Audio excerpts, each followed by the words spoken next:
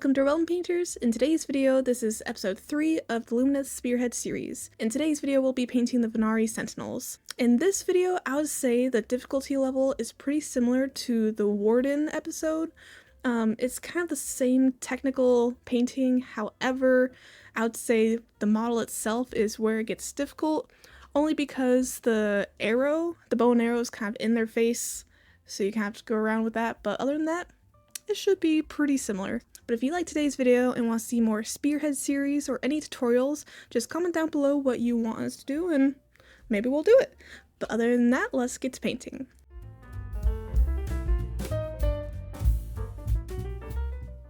Before we start, let's prime the model in Citadel Wraithbone.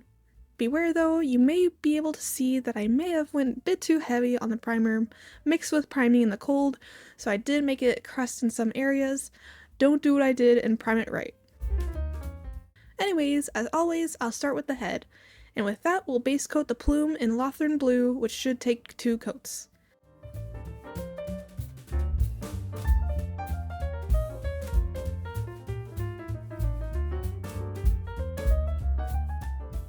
Then with Cantor Blue, paint the middle of the plume.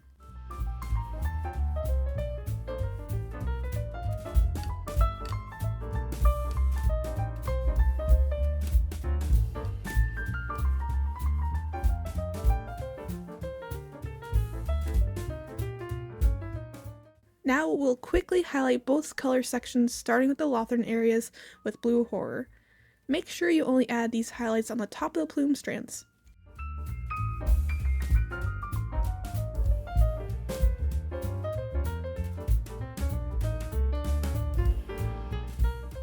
Then on the Cantor section, highlight that with Teclis.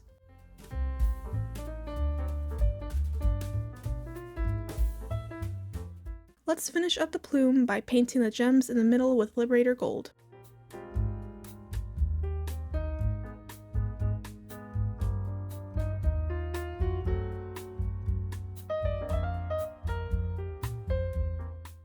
And if you'd like to, add a dot highlight on the top of the gem with Runefang Steel.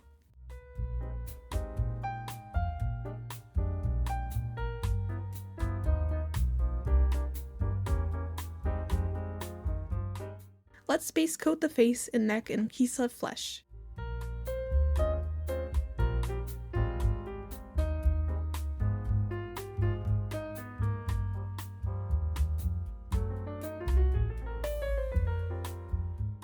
Then with some Cayenne Flesh Tone, mix that into some of the Kislev to make the color to shade the skin.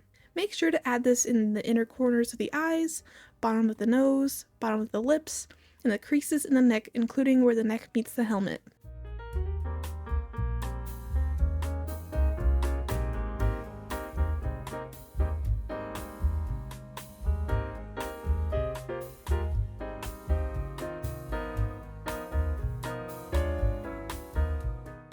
Once we have the shading put down, let's highlight the skin by mixing the Kislev with Wraithbone and adding it onto the upper brow area above the eye, the tops of the nose, and lips. If need be, you can make sure your shading and highlighting get blended by using Kislev to glaze the colors together.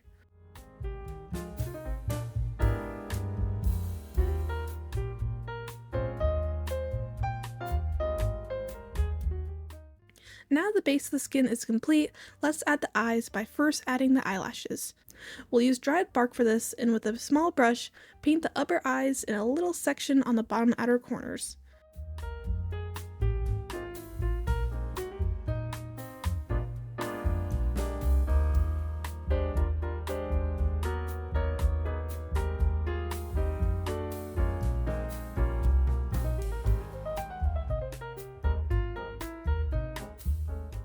Once you get those put down, clean up the whites of the eyes with Wraithbone.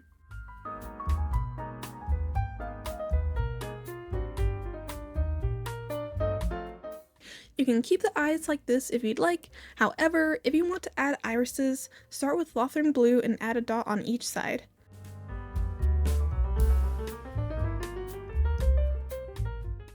Then with Teclis Blue, add shading to the eye by putting the paint on the upper sections of the iris. Make sure you clean up any mistakes with previous colors.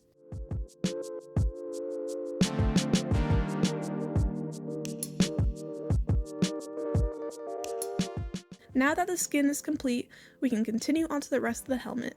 With this, we'll start by lightening the panels with a mix of white and Lamian medium. I use about 3 parts white, 1 part medium. Make sure you get all of the panels.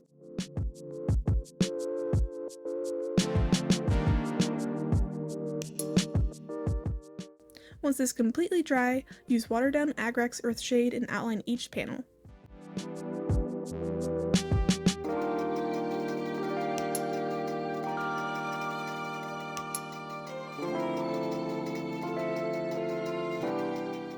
Once the panels are dry, we'll paint the trim and most of the headpiece with Liberator Gold.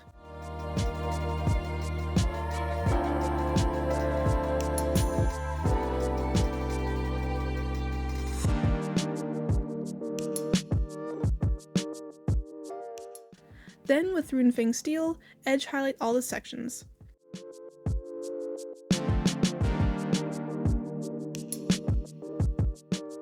Next up, let's get the base of the plume coated in Retributor Gold.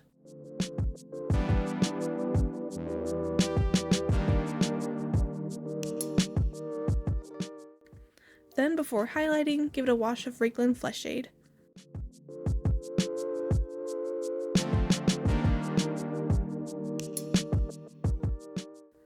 Once that fully dries, edge highlight with Liberator Gold.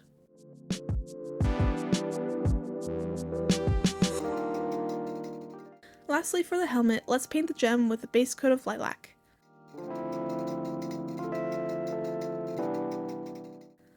Then, with a mix of lilac and white, paint the upper half of the gem.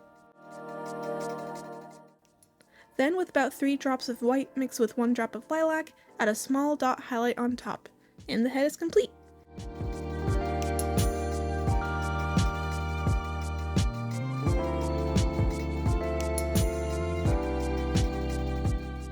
For the first step of the clothes, we'll begin painting the cloak. So with that, let's use Ushabti Bone to base coat.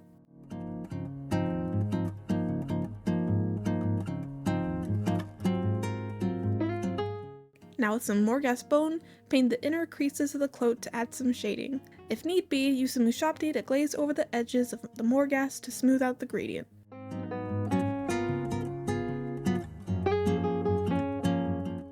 Now with some Wraithbone, add in the highlights on the top of the creases and anywhere that catches the light. I recommend looking at how the light from your lamp shines onto the folds for reference.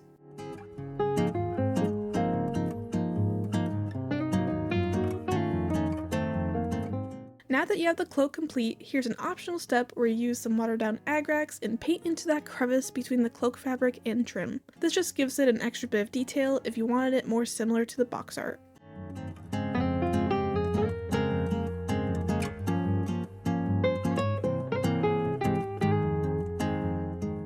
And once that's all dry, use Wraithbone to clean up the cloak trim.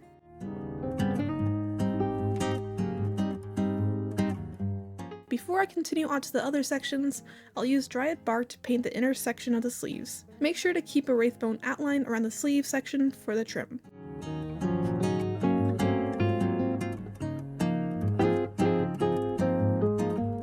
Once the cloak is complete, let's continue onto the leather piece that holds their chest armor in the back. And with that, we'll use Dryad Bark to base coat both the corset section and shoulder straps.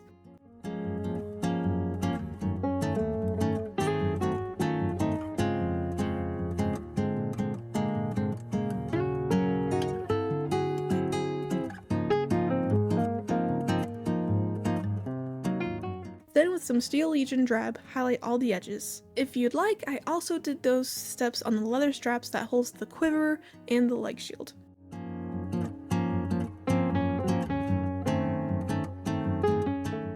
Next up, let's paint those 2 clasps that hold the shoulder straps to the corset with Liberator Gold.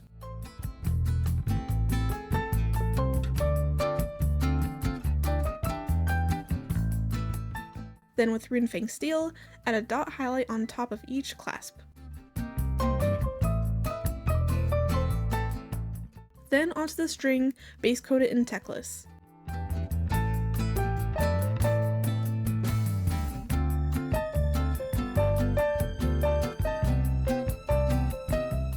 Then with Lothern Blue, add some edge highlighting.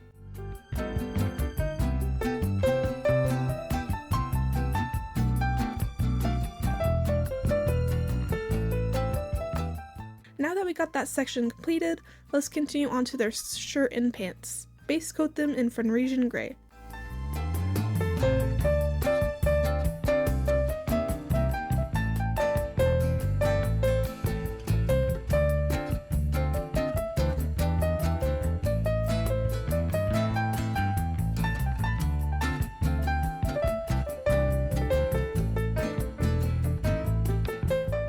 If you'd like to add some highlighting to what little area there is, go ahead with Blue Horror and water it down before adding some highlights.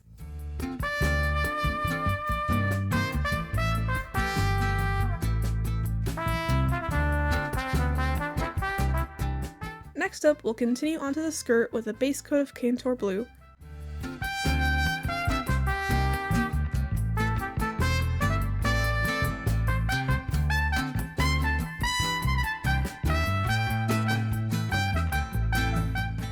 It will be pretty dark, however once you edge highlight with Techless Blue, it will pull it together.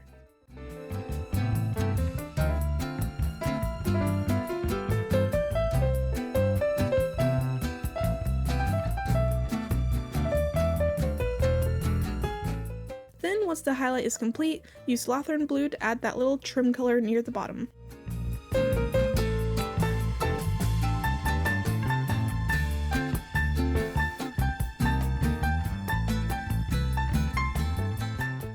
Since we're painting the blues, let's paint these tassels on the robe with a base coat of Techless and a highlight of Lothern.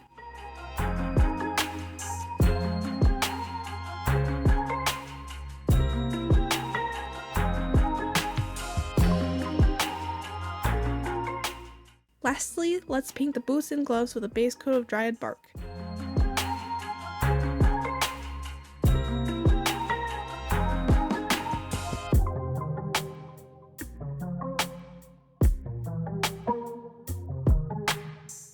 Then with Steel Legion, add edge highlighting including the knuckles and wrinkles in the boots. And you're done with the clothes!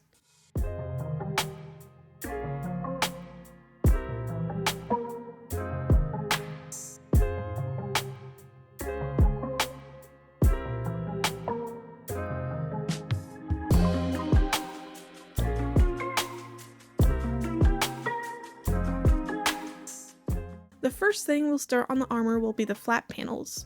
With that, we'll use the same ratio of white and Lamian medium.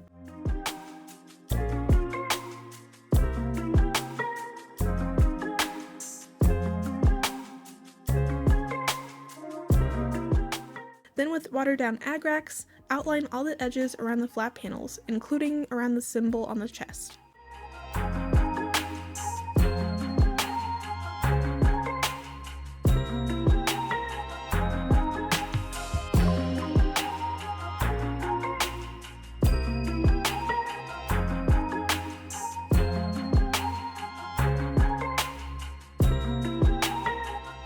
Then with Liberator Gold, paint the trim on the shoulders, chest, and leg shield plate.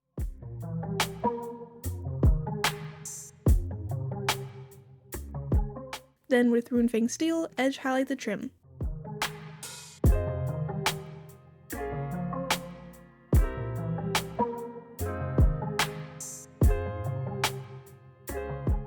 Next up, use Wretchbeater Gold to paint the symbol on the chest.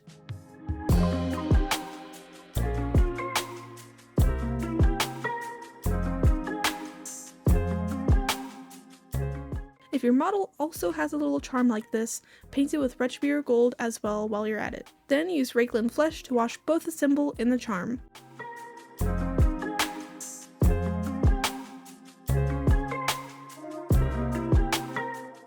Then with Liberator Gold, edge highlight both sections.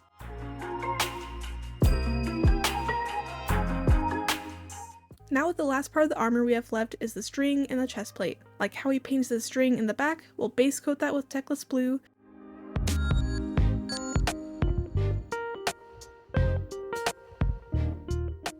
Then with Lothern Blue, highlight the edge of the string. And the armor is complete!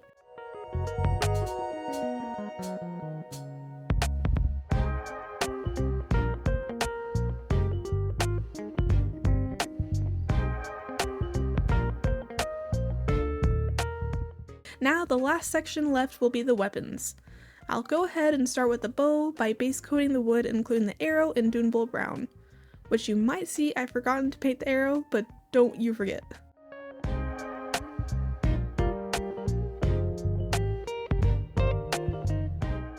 Once you get full coverage of Dunbull, use a watered down Agrax to wash over the brown. I recommend getting it in different layers of wood, as well as pooling it near the handle of the bow like the box art.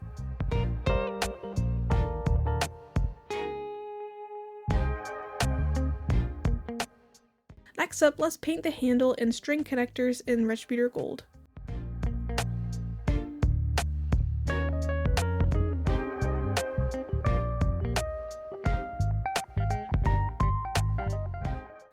Then wash the gold in Ricklin.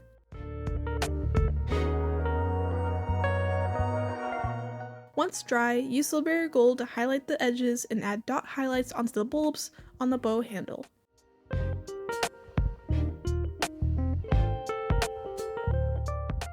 We can now move onto the bowstrings and base coat them in Dawnstone.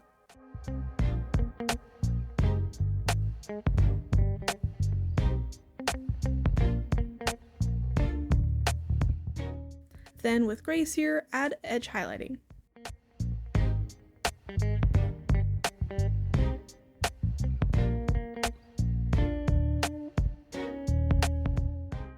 Finishing the arrow, base coat the tip in lead belcher before giving it a wash of Nuln Oil.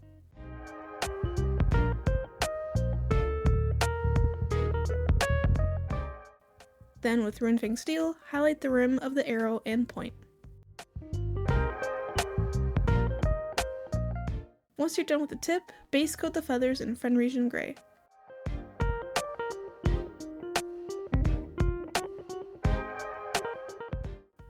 Then add the feather design by painting one layer of feathers with Cantor Blue.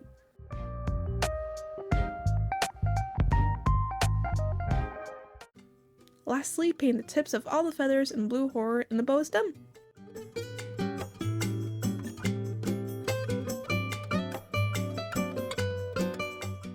Now with the very last section, which will be the quiver. We'll use the similar recipe with the bow wood by base coating the leather in Dunbull Brown.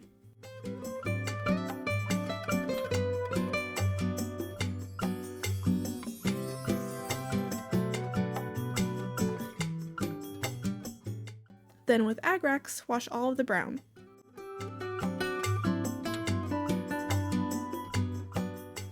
Then with a mix of Dunbull and Scrag, edge highlight both the main quiver section and sword sheath.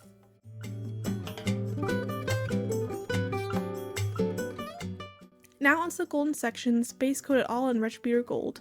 I recommend painting the end of the sword hilt after painting the arrow feathers later in order to not paint over it.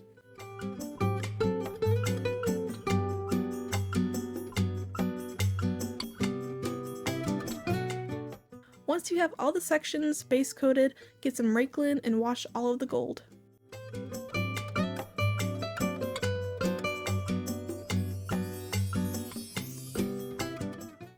Once it's completely dry, edge highlight the gold with Liberator Gold.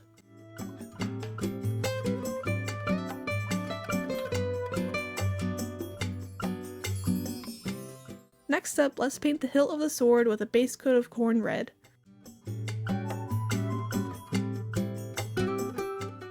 Then with Agrax, wash the corn.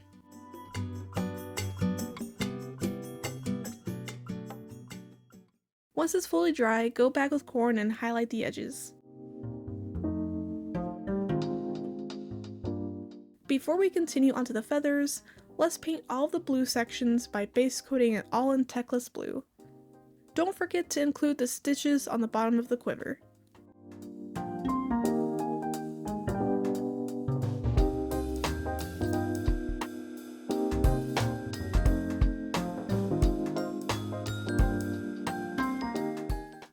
Then with Lothern Blue, highlight the tassels, string, and ribbon.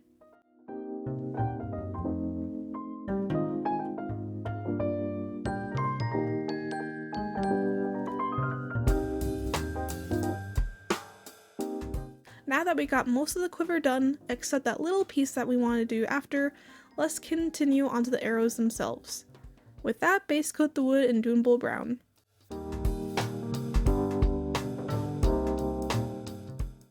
Then wash it with Agrax.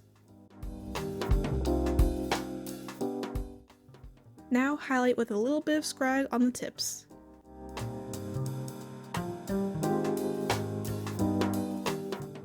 Next up, paint up the feathers like how we did on the arrow earlier.